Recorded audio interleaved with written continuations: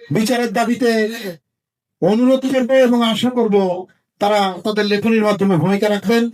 সাথে সাথে দৃষ্টি আকর্ষণ করব এই মঞ্চে ভূমিষ্ঠ যারা আছেন, আগামীতে যেন দ্রুত এই হত্যাকাণ্ডের বিচার ত্বরান্বিত হয়, সেই প্রচেষ্টা আর সেই সহযোগিতা আপনারা আমাদেরকে করবেন। 18 সালে শহীদ আবু বকর গুম হয়ে যাওয়ার পরে আমি নিজে মিটফোর্ড হসপিটালে এই লাশটা শনাক্ত করি। তারপরে আমরা কিভাবে লাশ বাড়ি এনে তাকে পার্টি দিয়ে সক্ষম হয়েছি আপনারা সবাই জানেন।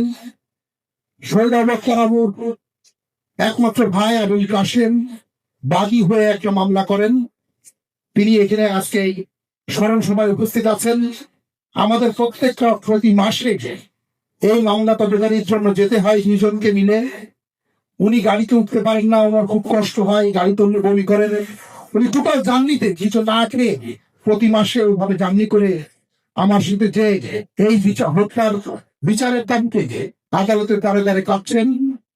আপনাদের একটা বিষয় পরিষ্কার করছি, পিবিআইয়ের উপর সরকার রাষ্ট্রীয় যন্ত্র যে তদন্তের দায়িত্ব দিয়েছিলেন, পিবিআই সেটা শুধু ফ্লেক্সি করা মোবাইল নাম্বার গুলো তদন্ত করেই চূড়ান্ত প্রতিবেদন দিয়েছেন। সেই মোবাইল নাম্বারে যে বিকাশে টাকা পাঠানো হয়েছিল সেই বিষয়টা আপনাদেরকে পরিষ্কার করছি। এটা পরিপূর্ণ একটা ভিন্ন চক্র।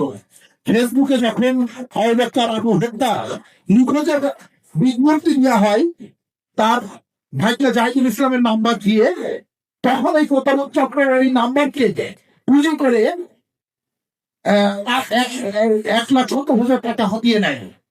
কিন্তু এই হত্যাকাণ্ডের সাথে ওই চক্রের কোনো সম্পর্ক নাই বলে পিবিআই চূড়ান্ত তদন্ত প্রতিবেদন দিয়েছেন। সেই প্রতিবেদনে আমরা নারাজি দিয়েছি 17/12/2024 তারিখে।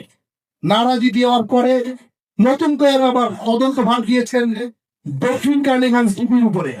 ডিবি নিজেই স্বীকার করেছেন তাদের আধুনিক প্রযুক্তি সম্পন্ন কোনো প্রযুক্তি তাদের কাছে নাই। তারা এই মামলা আলোর মুখ দেখাতে পারবে কিনা নিজেরাই হতাশ। এখনো দৃশ্যমান কোন অগ্রগতি সেই তদন্তকারী কর্মকর্তারা আমাদেরকে দেখাতে পারেনি।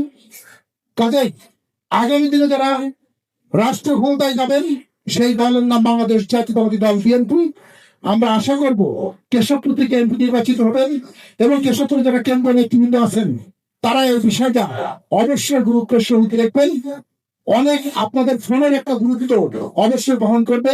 এই অনুরোধ থেকে এ পর্যায়ে বক্তব্য রাখার জন্য বিনীত অনুরোধ করছি উপজেলা বিএনপির সাবেক